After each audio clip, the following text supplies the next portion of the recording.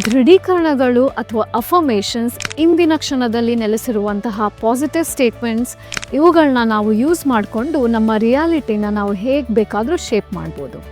ಬನ್ನಿ ನನ್ನ ಜೊತೆ ಅಫರ್ಮ್ ಮಾಡಿ. ನಿಮ್ಮ ಕೈಗಳನ್ನ ಹಾರ್ಟ್ ಮೇಲೆ ಇಟ್ಕೊಳ್ಳಿ. ನನ್ನ ಜೊತೆ ರಿಪೀಟ್ ಮಾಡ್ಬೋದು ನೀವಿದನ್ನ.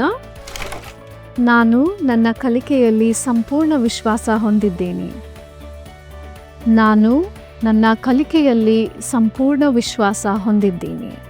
ನಾನು ಪರೀಕ್ಷೆಯಲ್ಲಿ ಚೆನ್ನಾಗಿ ಮಾಡುತ್ತೇನೆ. ನಾನು ಪರೀಕ್ಷೆಯಲ್ಲಿ ಚೆನ್ನಾಗಿ ಮಾಡುತ್ತೇನೆ.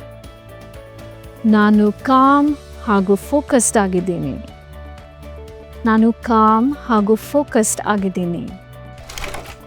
ನನ್ನನ್ನು ನಾನು ನಂಬುತ್ತೇನೆ.